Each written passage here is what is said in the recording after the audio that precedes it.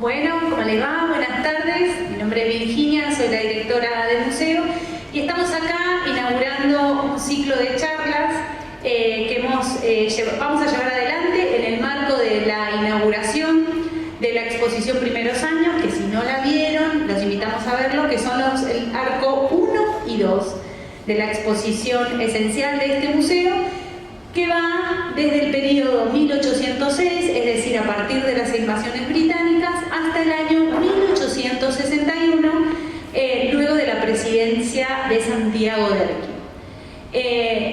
Tenemos, por suerte, la presencia de Daniel García para abrir este ciclo, justamente pensando en este inicio, ¿no? el inicio del periodo que tratan estos arcos.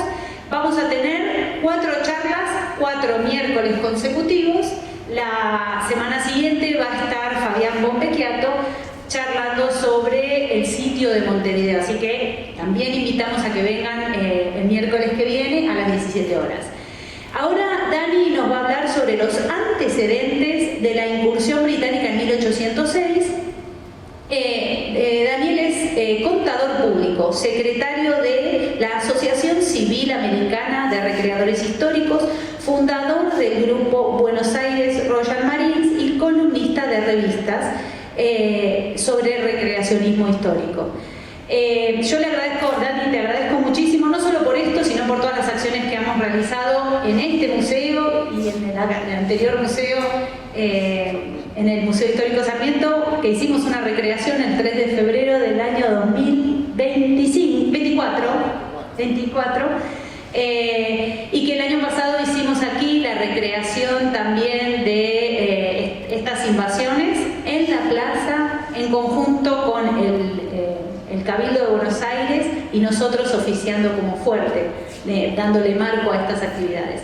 Así que me pone muy contenta otra vez que estés aquí con nosotros y que puedas contarnos un poco de qué es lo que hicieron ustedes en 1806. Muchas gracias, Dani. Bueno, gracias a todos los que están acá. Obviamente también a Virginia, la directora del museo, como bien dijo, nos conocemos hace un par de años largos. Y después a toda su gente que colaboró para que hoy podamos tener todo el soporte técnico para poder ver esta exposición. Como bien dijo Virginia, después vean los antecedentes que tiene este fuerte, porque aquí es donde luchamos. En realidad me sacó detrás de unas de las paredes esas que nos habían dejado olvidados en 1806, me desempolvó y dijo venite. Sí, yo voy a hablar desde la perspectiva británica. No soy británico, obviamente por mi nombre García se darán cuenta que bajé de otros barcos, ¿no? De los que vinieron de España. Pero bueno, siempre estuve recreando a diferentes regimientos británicos hasta que formamos el de los Buenos Aires Royal Marines, que somos la infantería de marina del periodo de 1790 a 1815, donde se culmina con obviamente la batalla de Waterloo, derrotando a Napoleón Bonaparte, que vamos a ver la gran injerencia que tiene en todo esto en ese periodo. ¿Por qué? Porque no podemos hablar como un acto o un hecho histórico aislado de las incursiones británicas de 1806 y de 1807 si no tenemos en cuenta en el contexto mundial en ese periodo cómo eran las relaciones entre España, Francia, Inglaterra y, como siempre digo, el cuarto en discordia, que era Portugal, que siempre tuvo un determinado papel en todas estas cuestiones, incluso en pretensiones sobre Buenos Aires y sobre, más que nada, la parte de Colonia o la parte del Uruguay, que no se conocía así como Uruguay como país ni la Argentina como Argentina, sino como el virreinato del Río de la Plata. Entonces, nos tenemos que ubicar en este contexto mundial, en donde teníamos en el continente europeo mandaba Napoleón Bonaparte, ¿sí? Habiendo vencido a las coaliciones de rusos y austríacos, los había permanentemente vencido y él dominaba Europa. Mientras que Inglaterra en esos momentos disputaba el dominio marítimo junto con España. ¿Sí? Bien, ¿por qué es importante ahora este tema, como se denomina, de las rutas marítimas? Para entender que, como siempre digo, no fue una casualidad que los británicos vinieron a este país por las mujeres y las carnes. Tendríamos que esperar 150 años con la guerra de los frigoríficos y lo demás a los efectos de las pretensiones británicas sobre nuestro territorio. Esto respondía a un tema de geopolítica que tenían los británicos en ese momento. El historiador británico Eric Hoffman, que pobre murió en el año 2010, tiene un libro muy interesante que se denomina La Era de las Revoluciones. Y él marca en realidad marca dos revoluciones como muy importantes. Nosotros, o yo le agregué una tercera por el hecho del tema que nos convoca, que son las incursiones británicas. Eric Hoffman dice que el mundo cambia a través de dos revoluciones. Una, la revolución industrial, que comienza entre 1748 y tiene su apogeo en 1780, y la Revolución Francesa con todos sus ideales de la libertad y la igualdad. Esos dos grandes acontecimientos son los que empiezan a mover y a marcar el mundo.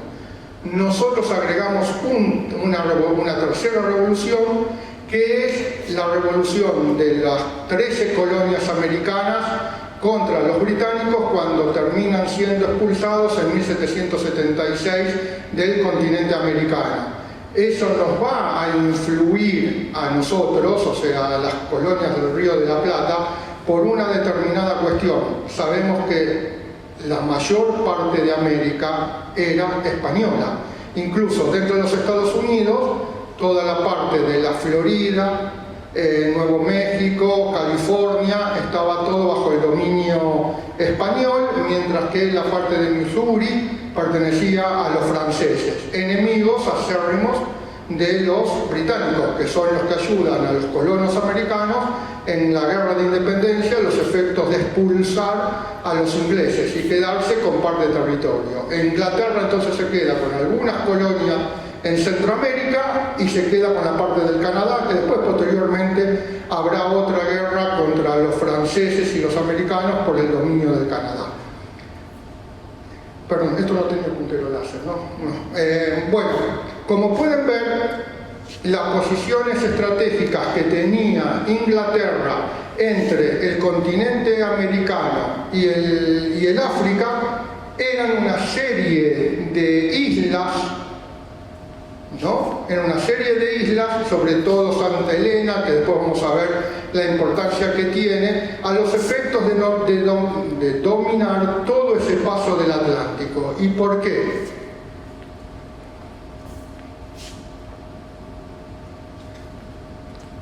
Por las colonias que tenía tanto Inglaterra como Francia en la parte de la India y, digamos, el sudeste asiático. De ahí venía gran parte del comercio de las especias, de la seda y de otros elementos que eran vitales para el comercio británico. De hecho, ahora esto lo vamos a ver en otra diapositiva, en uno de los tratados, Ciudad del Cabo, la que está aquí, paso obligado para no para las incursiones, sino para el tráfico comercial, pertenecía a los holandeses por uno de los tratados, de los tantos que se firmaron cada vez que se peleaban en Europa, tanto los ingleses como los franceses, los españoles y los holandeses. Después firmaban la paz y se terminaban intercambiando posesiones o territorios en lo que serían islas o colonias que tenían cada uno desparramadas por el globo. En uno de esos tratados, Inglaterra le devuelve a Holanda, le devuelve Ciudad del Cabo. Que esto va a ser importante para después entender por qué se cruzaron. Como pueden ver, este es un mapa un poco más moderno británico, ¿no? Emitido, dibujado por exploradores británicos, y acá marcan las rutas importantes que los británicos consideraban para el comercio. Como pueden ver, el Estrecho de Panamá, el Cabo de Hornos y como es Ciudad del Cabo. Nosotros vemos siempre al mundo en lo plano, pero si nosotros agarramos un hemisferio en el cual es nuestro formato de la Tierra, van a ver cómo se acortan las distancias para llegar a la parte del Pacífico a través o del Estrecho de Panamá o pasando por el Cabo de Hornos. Por eso eran puntos estratégicos muy importantes que pretendían generalmente todas las potencias en esos momentos. Acá pueden ver, ¿no?, cómo eran todas las rutas comerciales que existían en esa época según si eran rutas españolas, rutas francesas, rutas holandesas o rutas británicas. Todo esto, que lo vemos como si fuera una gran autopista, eran las por donde transitaban los buques con mercaderías, con esclavos, que esto también va a ser muy importante, con oro y con plata. Fíjense esta ruta del dominio del Canal de Panamá, cómo acercaba a Perú, a Chile y a Buenos Aires. ¿Por qué eran importantes esas rutas hacia el Perú, hacia Chile y hacia Buenos Aires? No nos olvidemos que el Virreinato del Perú, antes de 1776, creo que fue cuando España nos declara Virreinato a nosotros, esta parte del Virreinato, donde está Bolivia, ¿qué tenemos ahí? Las minas de oro y de plata. ¿Qué se producía en esas minas de oro y de plata? Evidentemente los famosos doblones españoles, que después, antes de que nos declararan como virreinato, salían todas desde el Alto Perú. O sea, todo ese oro y toda esa plata, transformado en doblones o en lingotes de oro, salía desde el Perú hacia España. Esto también va a ser muy importante para tenerlo en cuenta por uno de los tratados que se firma secretamente, en forma ad hoc, entre los franceses y los españoles. Ahora vamos a ver por qué. ¿Ven? Y también estaba todo el tráfico de las mulas, de todo el ganado, bueno, no sé si se dice mular, que también era muy importante entre el Alto Perú y Buenos Aires. No se olviden que en Buenos Aires también otra de las industrias, no a nivel de industria, pero que era muy importante, era la carne salada, o el famoso charqui, pero era carne salada, y los cueros. No se comercializaban las carnes como las conocemos hoy en día, sino que el resto del animal se descartaba y solo lo que importaba era el cebo, el cuero y las lonjas para hacer el charqui. ¿Por qué? Porque todo eso se envasaba en toneles de madera y era lo que se subía arriba de los barcos para las largas travesías, como también la carne salada de cerdo, según de qué país estemos hablando. El cerdo no venía desde nuestras regiones, sino que más bien venía de la parte de Inglaterra o de la parte de Europa. Acá todavía la producción del ganado porcino no estaba desarrollada. Entonces todo eso constituía materias primas y alimentos a los efectos de darles de comer a todas las tripulaciones arriba de los barcos, ya sean de guerra o que fueran barcos comerciales. Una pregunta. ¿Cómo usaban el estrecho de... Una pregunta. ¿Cómo usaban el estrecho de Panamá? Sí, había una ruta que no pensemos el estrecho de Panamá como lo conocemos hoy, sino que en esa época acá se había abierto caminos sobre las selvas y transportaban la mercadería hasta el otro lado de acá del Pacífico, ahí lo embarcaban y lo sacaban. No como el estrecho de Panamá que conocemos hoy, que lo pueden transitar los barcos, no. Se cargaba en una ruta que se había abierto y lo pasaban del Atlántico al Pacífico o del Pacífico al Atlántico. De la misma manera que hacían los españoles en México, pero un tramo más cortito. Y sí, porque fíjate, en territorio esto era mucho más, digamos, estrecho, ¿no? Pero era mucho más corto que en la parte como es México. ¿Pero los ingleses lo descubrieron? No. ¿Era tan estrecho? No. Después esto va a traer otra pelea con los americanos, una vez independizadas las 13 colonias, en sucesivos tratados que se van firmando por las guerras entre franceses, americanos e ingleses.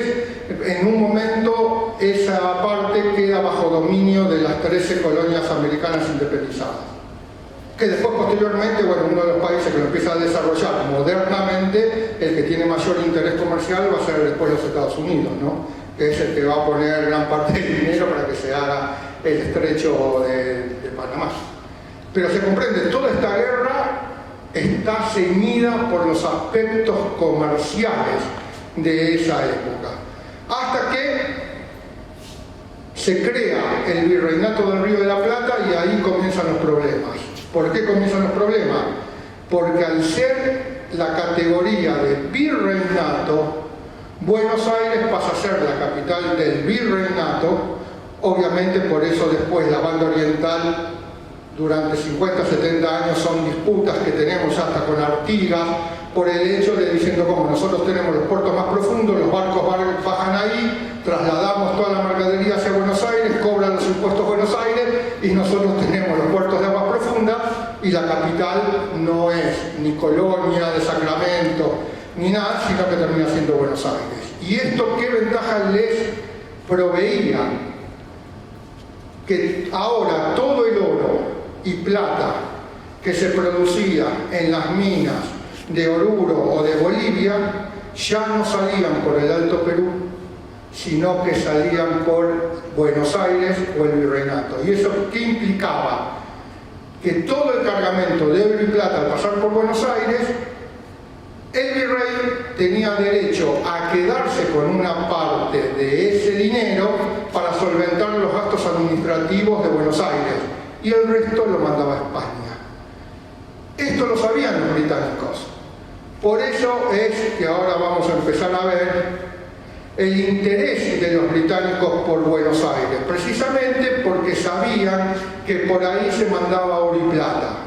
Por ese tratado secreto que tenían los franceses con los españoles, que los británicos lo sabían, España, para no meterse en líos con Inglaterra, le da a Napoleón 6 millones de la moneda que estaba en esa época rigiendo en Francia, o su equivalente en oro, para solventar los gastos de la guerra de Napoleón.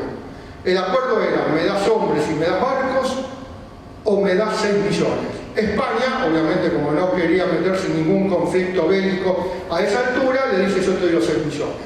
Como Inglaterra lo sabía, hay un hecho, el famoso hecho de lo que se conoce de las 4 fragatas, que es lo que hace declarar la guerra otra vez entre España e Inglaterra.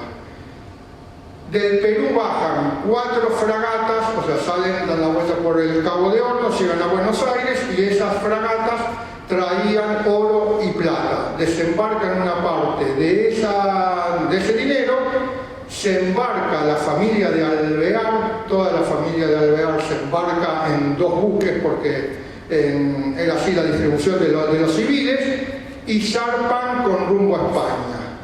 A la altura de Cádiz, por ahí, los ingleses, sabiendo que en esas fragatas había oro y plata, las interceptan para revisarlas, porque dicen que ese dinero España se lo iba a dar a Napoleón, y esto reforzaba el dominio de Napoleón en el continente.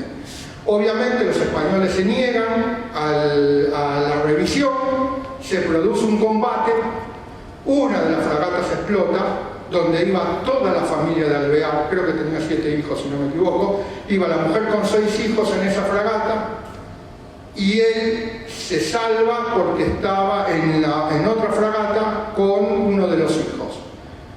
Y ahí las fragatas son capturadas, llevadas a Londres y se saca el dinero que tenían. La realidad es que el mayor tesoro estaba en la fragata que se hundió. Y recién se descubrió, no me acuerdo si por el año 2012, 2014 o 2015, que se encontraron cualquier cantidad en las bodegas, no declarado en los manifiestos, de oro y plata que estaban escondidos escondidos en los toneles de madera, haciéndolo simular como que era carne lo que se llevaba. El conflicto internacional fue tan grande porque según cómo se hunde y bajo las condiciones que se hunde, ese tesoro o le pertenecía a España, o le pertenecía a Inglaterra, o le pertenecía a la familia de Alvear. La realidad le pertenecía a la familia de Alvear, pero llegan a un acuerdo entre los gobiernos y se reparten ese tesoro que quedó ahí hundido durante 100 y pico de años. Que casi se genera un conflicto internacional. De hecho, España mandó 4 fragatas misilísticas a custodiar el lugar, para que se den cuenta el dinero que estaba en el fondo del mar, ¿no? O sea, no eran 2,50 pesos, era demasiado. Pero la realidad es que lo que nosotros conocemos como primera y segunda invasión inglesa no fueron como tales. ¿Por qué? Porque el primer conflicto... ¿Qué pasa? No, que había una pantalla negra, nos asustamos. ¿No? ¿A dónde? No sé eso. ¿Cosa más negra? Sí, no la vi. Acá, la cronología. La primera, como se puede conocer como invasión británica, es la del 6 de enero del 1763. ¿Por qué? Porque eso tenía un fin específico. Venían 9 buques de guerra a tomar Montevideo y una vez de tomarse la muralla o el fuerte de Montevideo, bombardear y atacar Buenos Aires. Acá había un plan en conjunto con los portugueses. El acuerdo de Inglaterra con Portugal, que era: nosotros atacamos, vos te quedás con la banda de Uruguay, que siempre la pretendieron los portugueses, ustedes se quedan, los portugueses, con la banda oriental y nosotros con el puerto de Buenos Aires. ¿Qué ocurre? Iba a ser un ataque en conjunto, fíjese en la fecha, el 6 de enero. ¿Por qué? Porque sabían que los españoles eran muy religiosos y que ese día que se festeja Reyes. Entonces iban a estar o borrachos o el día anterior con las festividades, por lo tanto no iba a haber tanta resistencia, iban a aparecer las fragatas en Montevideo, bombardear, por tierra iban a atacar los portugueses, iba a ser una batalla sencilla y se adueñaban del territorio. ¿Qué pasó?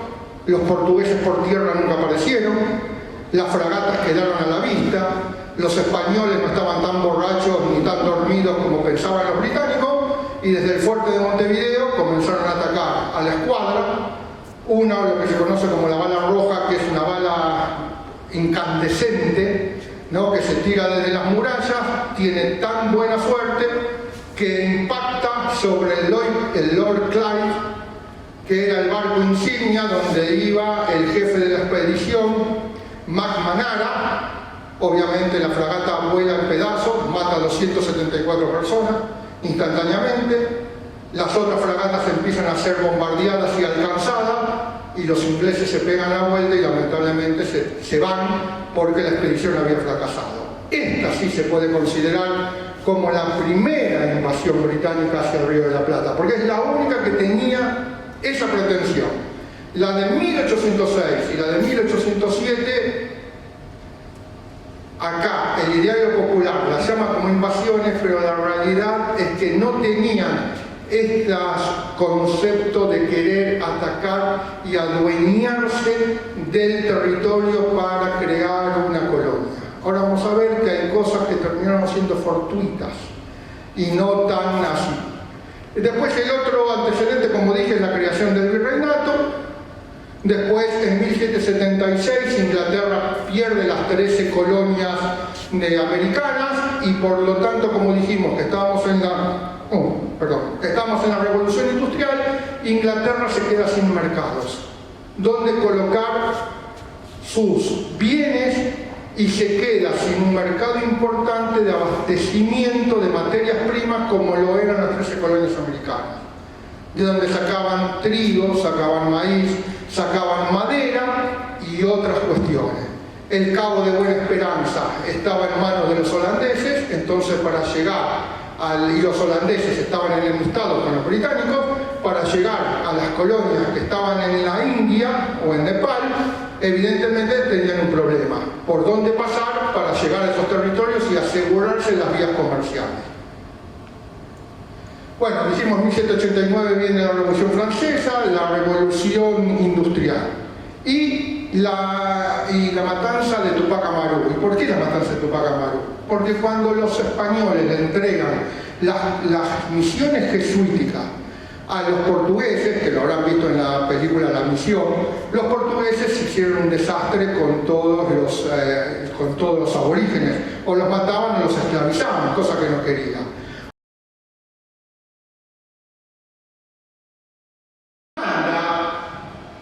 Para que se den cuenta, el historial de Miranda peleó en la Revolución Francesa, peleó en la Revolución de los Estados Unidos, peleó contra los británicos en una península, un nombre difícil que está del Pacífico, de los Estados Unidos, conoció a Catalina en Rusia, o sea, una persona que no era improvisada. Miranda siempre quiso la independencia de todas las colonias americanas, perdón, las colonias españolas que estaban en América. Y él permanentemente buscaba ayuda de los franceses, de los norteamericanos, de los ingleses, a los efectos que le ayudaran a liberar a América de la opresión de los españoles. En una de esas reuniones que tienen, ¿qué ocurre? El Dalton Pitt, el joven que era el primer ministro británico, y lo convence para que aporte fragatas, pertrechos, municiones, mosquetes y hombres a los efectos de empezar a atacar a las diferentes colonias americanas en manos de los españoles. Luchar contra los españoles, no luchar contra los americanos, sino contra los españoles. ¿Qué hace Pitt? Y que había dos cuestiones que eran fundamentales, la religión sobre todo. Entonces se sabía que el pueblo español, que estaba a lo largo y a lo ancho de las colonias americanas, era extremadamente religioso. Entonces se lleva a gran parte de los jesuitas que habían sido expulsados o delegados por España hacia los portugueses, se los lleva a Inglaterra, les montan una imprenta y de ahí comienzan a arengar a los pueblos originarios que se levanten en armas contra los españoles. La insurrección que más da resultados es la de Tupac Amaru, hasta que se entera Buenos Aires. Cuando se entera Buenos Aires, obviamente van a una expedición de 6.000 hombres, cañones y demás, y sabemos cómo termina Tupac Amaru, ¿no? Un pedazo para cada lado. Entonces comienza España a dar una elección diciendo basta de insurrecciones de pueblos originarios porque este va a ser el destino que van a tener. Logra convencer también a Pizza que eso había fracasado, lo que pretendía Miranda de las insurrecciones de los pueblos originarios, entonces convence a Pitt de que abren otras expediciones para venir hacia el Río de la Plata. Tienen ahí una reunión entre Pitt, Ockham, Beresford, a los efectos de lograr qué es lo que se iba a hacer en el caso del Río de la Plata.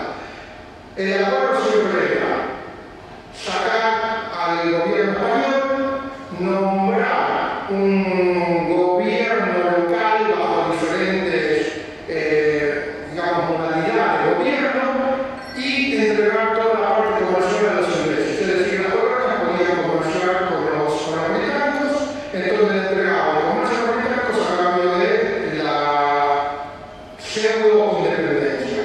¿Y esto por qué sucedía? Porque España tenía un pésimo régimen de gobierno en las colonias. No permitía que las colonias comercializaran entre sí. Por eso el contrabando que existía en Buenos Aires, el gran contrabando que existía en Buenos Aires de tabaco mental, era precisamente por eso. Porque todos los productos tenían que ir a España, se cobraban impuestos al salir, se cobraban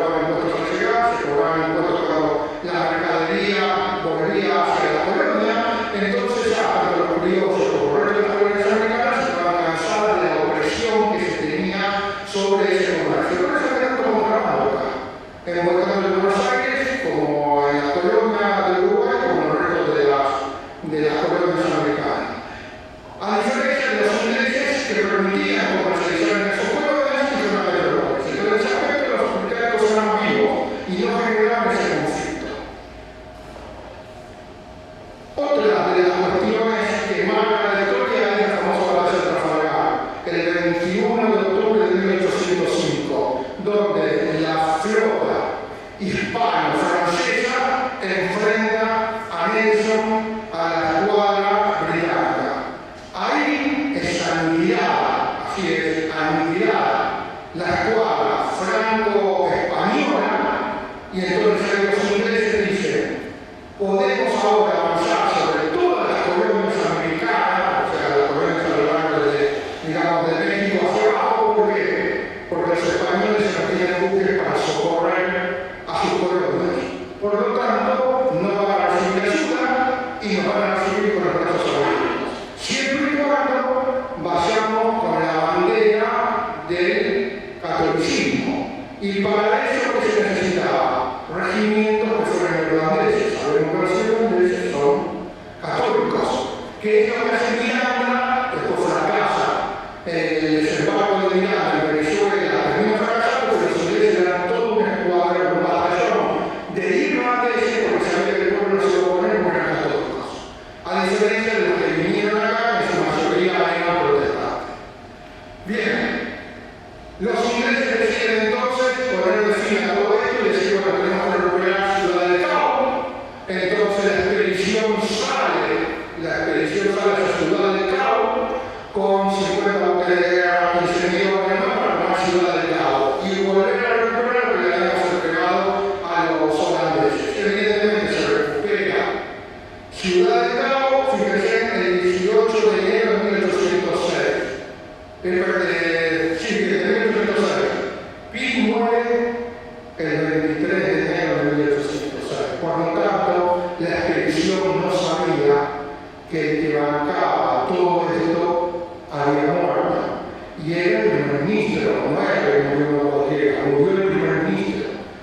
El cual le entrega secretamente a Belfort una carta porque la habla cuando crucen en Ecuador con instrucciones. Y las instrucciones eran que en el caso hipotético, porque ya Bohan tenía la idea de tomar las colonias americanas, que en el caso de que se atacaran las colonias americanas y opusieran resistencia, negociar una especie de independencia, de gobierno, no económica.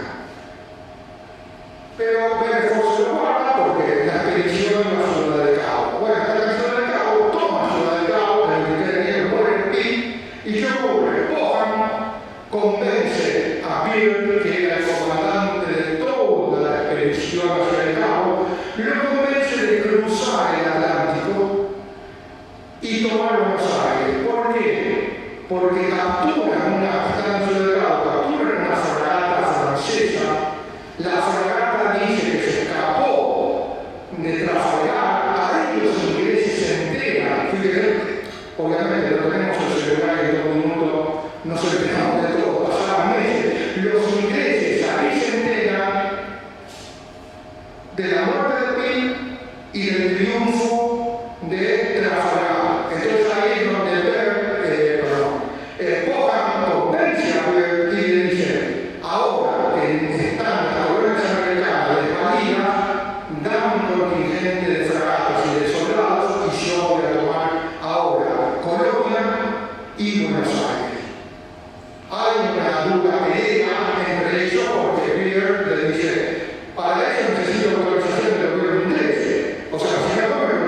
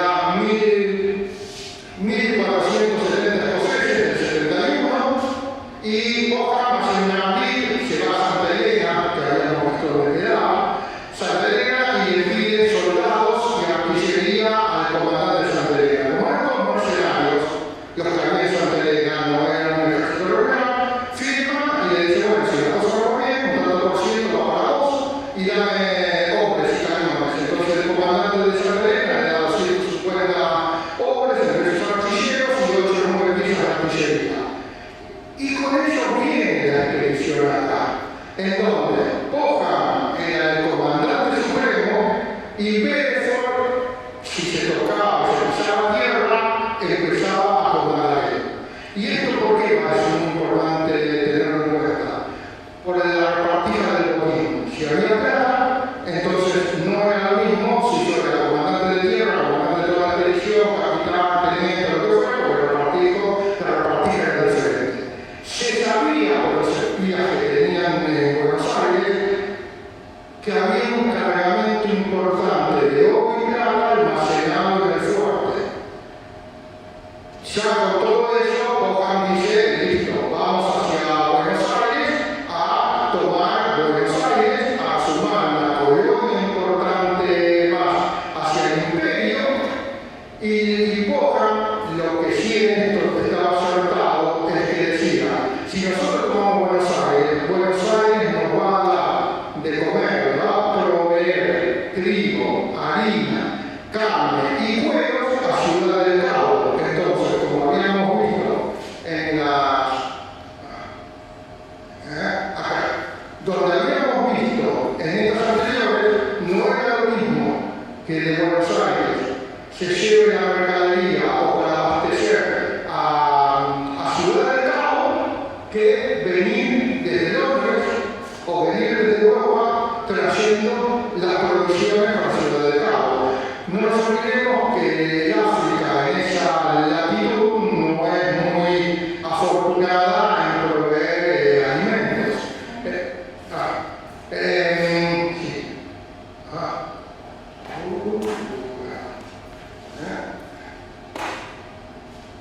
Ufa.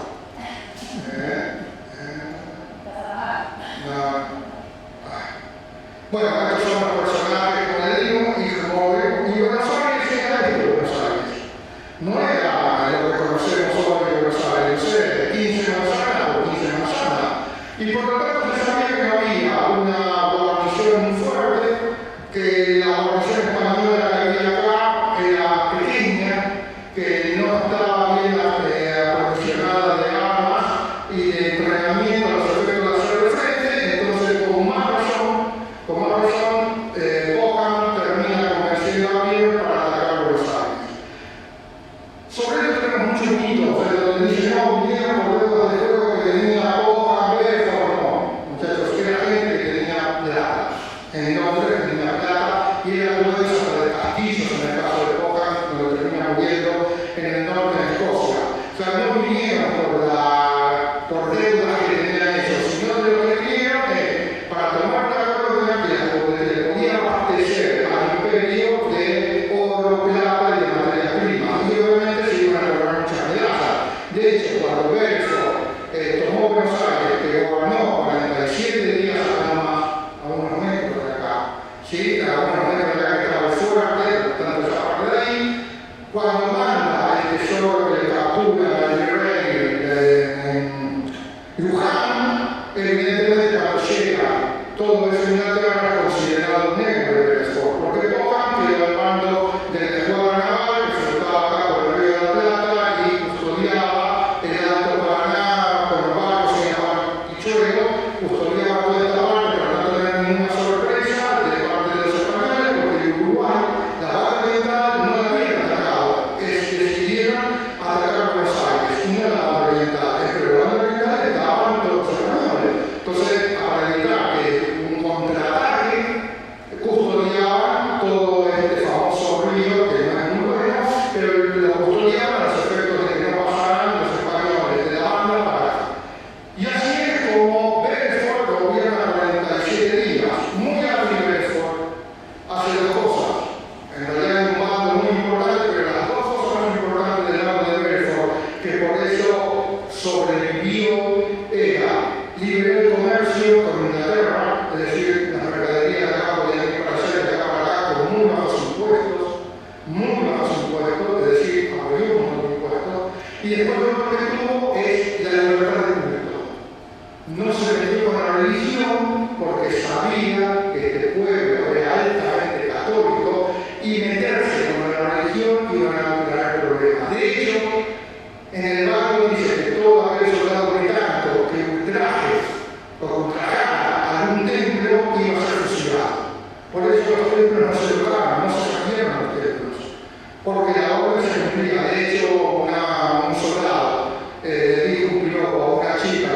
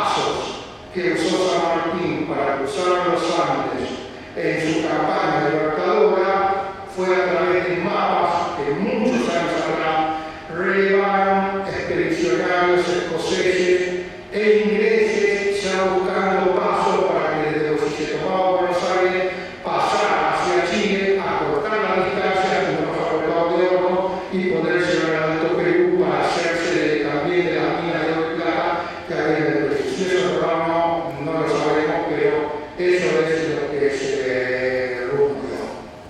Entonces, esos fueron los motivos por los que se vino acá. Que de hecho era una colonia, hay un informe de Cohan muy interesante en que hablaba las cuestiones de este territorio y por qué era muy importante que la corona británica tuviera la posesión de Buenos Aires, ¿no? Que en realidad nunca lo logró. De hecho, acá atrás que después se quiere ver las gacetas, los símiles de las gacetas británicas de esa época, y cuando llega, fíjese que el 23 de septiembre se publica en Londres que Buenos Aires forma parte de la corona británica. 23 de septiembre, el 12 de agosto lo recuperó Liniers. Es decir, cuando llega la noticia, Buenos Aires estaba en manos de Liniers. Y por eso la segunda invasión no es una segunda, es el pedido de socorro de Beresford, que sabía que se le venía el agua, diciéndome, mándenme más tropas, mándenme más barcos, porque cuando se den cuenta que somos 1.500 nada más, van a pasar por arriba. De hecho, yo no se lo podía pedir ayuda del Cabo porque Bert dijo, no hay más gente porque se había perdido de Buenos Aires. Entonces, no me quedaba pedir ayuda del hombre. Por eso es una invasión en dos etapas. La de 1806 que fracasa y la de 1807 que también fracasa. Y la primera tercera, a mano de Wellington, 50.000 hombres y 100 buques de guerra y más de 500 fusiles para entregárselos a nosotros e independizarnos de España. Pero ¿qué ocurre? 1808, España le pide ayuda a Inglaterra para sacarse de encima a José Bonaparte, que gobernaba España y que llama insurrecciones. Entonces uno no puede tratar a su aliados. Y por eso la expedición que da la vuelta y se va al Golfo de Vizcaya y ahí comienza la penetración inglesa para empezar a llegar a España. Entonces nos salvamos de una que iba a estar al mundo de Wellington con 50.000 hombres y más de 100 buques de guerra. Y ahí no sé que nos hemos desplazado. Pero bueno, gracias.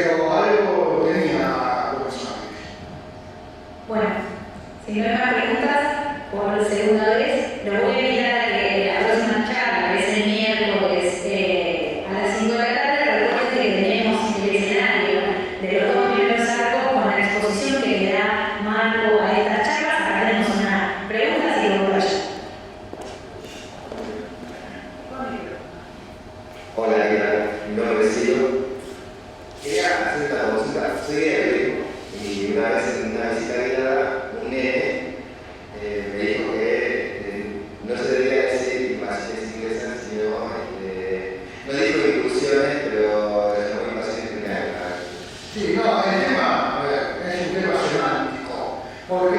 inglés sería que vinieron todos de Londres y sus alrededores, en realidad también. En Británica, o sea, de Londres, en realidad el 71 era todo escocés.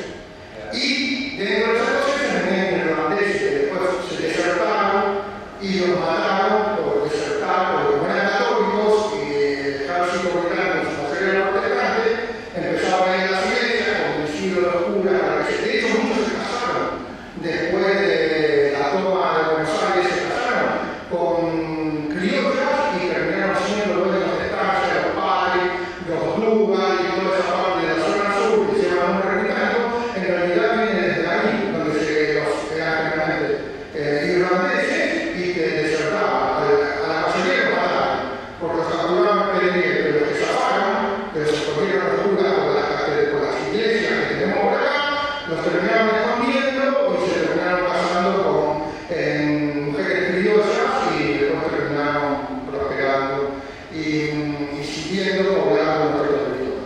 Ahora que hablas del 71 José de los Bailares, acá hay un representante del Museo del Cabildo que tiene expuesto ahí. ¿Nos contás un poquito? ¿Del 71? Del 71 de Cabildo, que en realidad es el 73rd Lighting Family on Foot, eran tipos muy aguerridos. Por eso cuando desembarcan en Quilmes, estaban los criollos mirándolos desde arriba, desde la barranca, que no se entiende por qué los atacaban cuando fueron a pedir ayuda a Buenos Aires, pero miraban cuando desembarcaban.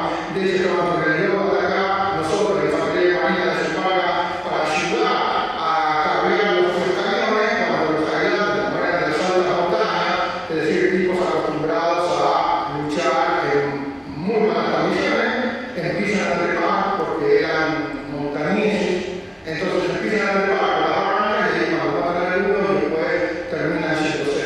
El 71 pierde su bandera, que es la que está en Santo Domingo. En 1807 el Papa la quiere recuperar con el 95 de Riffelman y afuera se estaban esperando los cañones porque se estaban todos impactos los cañones y la fusilería.